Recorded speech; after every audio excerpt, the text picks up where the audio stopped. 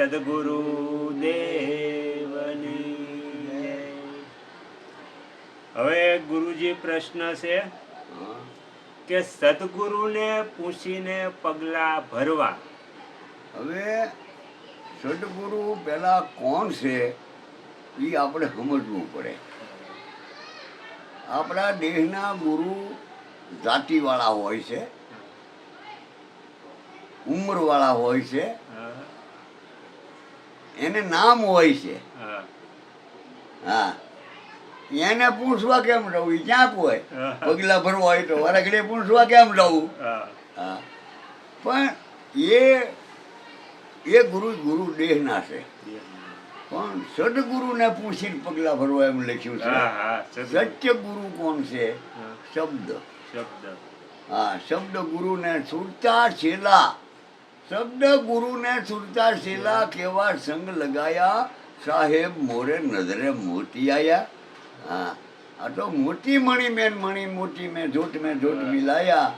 પણ દાસ અર્જુન કહે ભીમને શરણે દિલ ખોજવાથી દર્શાયા, દિલમાં જોવાથી હા, કે આ ગુરુને પૂછીને પગલા ભરવા. પણ એ ગુરુ બહારનો છે, હા. સગુણ. સગુણ, સગુણ. ઈ તો મરી જાવ એટલે ક્યારે પૂછવા જવું, કદાચ મરી જાવ. હા, હા, એવું હા. બને. હા. પણ પૂછીને પગલા ભરવા, જીવતા હોય તો ત્યાં જવું પડે પૂછવા. પણ પૂછીને પગલા ભરવા એટલે આપણો ગુરુ શબ્દ ગુરુ છે. એને પૂછીને પગલા ભરો.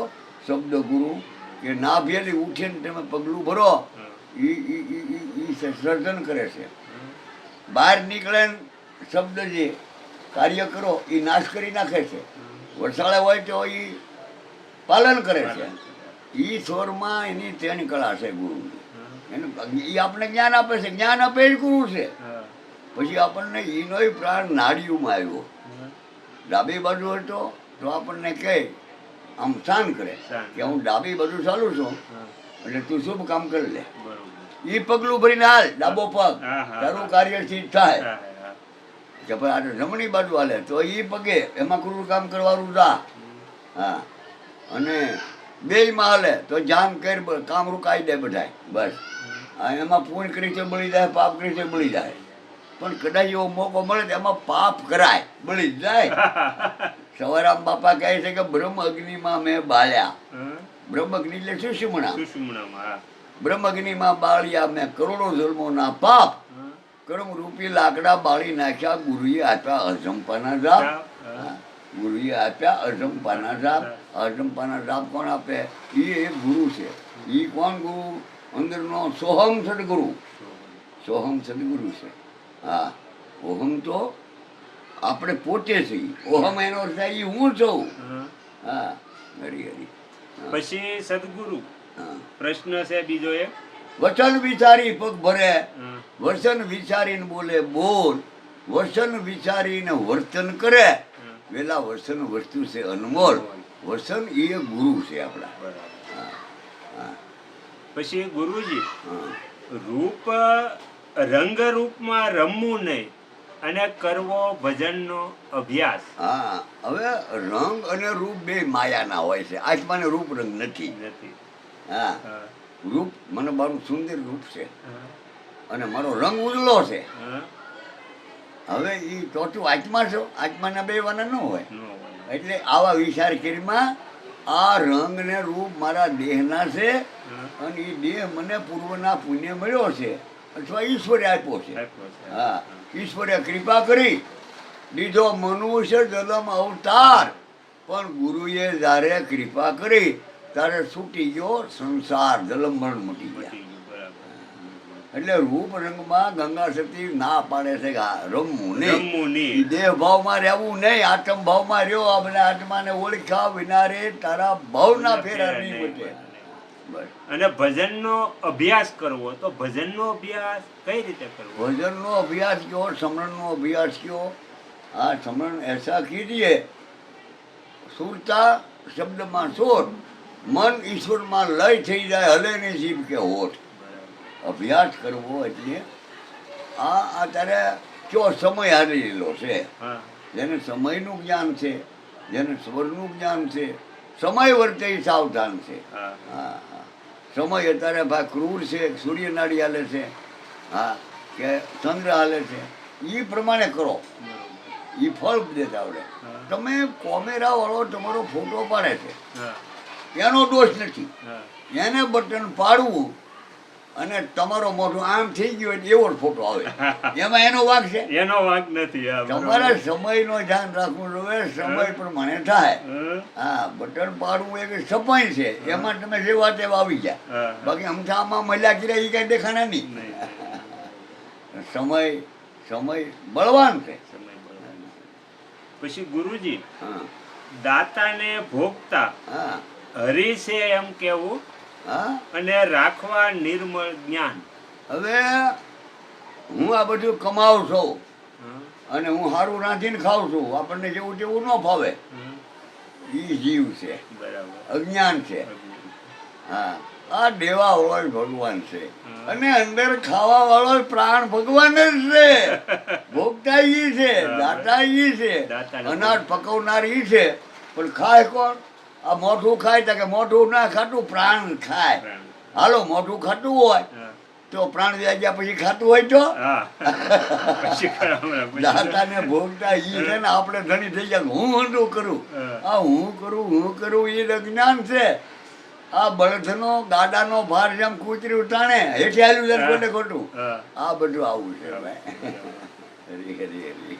પછી ગુરુજી, હા સદગુરુના શરણમાં શીશ નમાવીને હા. ધરવું શ્રી હરિનું ધ્યાન. સદગુરુના શરણોમાં મસ્તક નમાવાનું કારણ એ છે કે મને તમે શ્રમણને માર્ગે ચડાવ્યો. હા, શ્રમણનો માર્ગ કયો કે ભક્તિનો માર્ગ કયો હા, હા. કે ભજનનો માર્ગ કયો કે આ એનો હારો પ્રતાપ કે મને આ માર્ગ મારામાં એને મને બતાવ્યો. બતાવ્યો. હા, બરોબર. નકર મારી માએ મનની કલ્પનાનો માર્ગ હતો. હા, કલ્પના કરે આમ કરું આમ કરું આમ કરું આમ કરું, હા, હા. ધાર્યું થાય ન થાય. હા, પણ ભગવાનને ભૂલી ગયો છો. આ ભગવાનને ભજને કરાવે હા. અંદર અને કામે કરાવે. અને ભક્તો સંતો એનો કાંઈ પણ કામી છોડતા નથી.